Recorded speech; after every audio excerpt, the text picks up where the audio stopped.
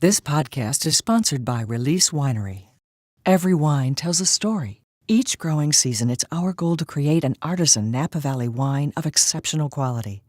Join us as the story of this ultra-limited wine continues. Learn more at releasewinery.com.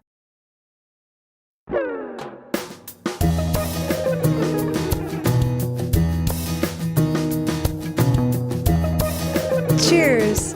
Thank you. Wonderful to have you here. So excited to be able to share with you all the progress that's been made since the last time you were here. Since we've acquired this property in 2008, things have moved pretty rapidly. We've had this vision from the beginning to be able to create a great estate that would be able to speak on the level of the great estate. So working with what we've had here, we began replanting in 2008. We began doing the work in the vineyards, which then was able to be planted in 2010. We broke ground on this winery in 2011, which was ready just in time for the 2013 harvest. So we're tasting our 2014 today, which is our 10th vintage, and it feels like in the first decade, so much has been able to be accomplished.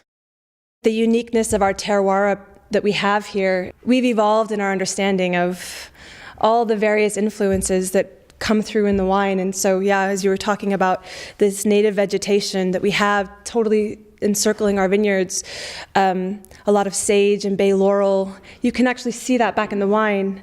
In the heat of the summer, these aromas are raised and they're all around in the vines. It's populating on the skin of the vines, on the fruit. And so it actually, you can trace it back into the wine. It's quite amazing. It gives this beautiful savory characteristic to the wine that we have.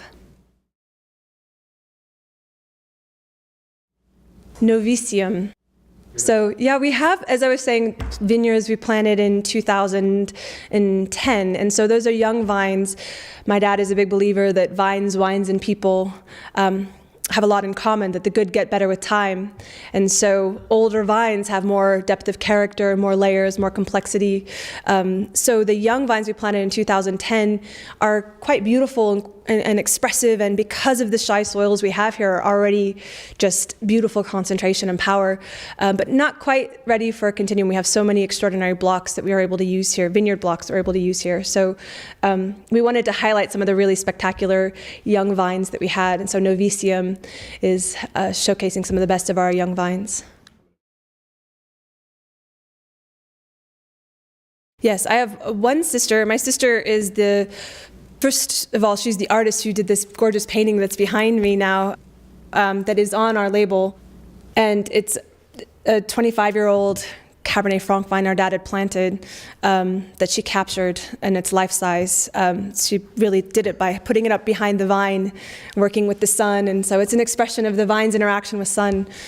She's actually gone back to school, got her degree in viticulture and enology. She majored initially in fine art in college, and she's gone back to school to get her degree in viticulture and enology. And she's now working in Bordeaux.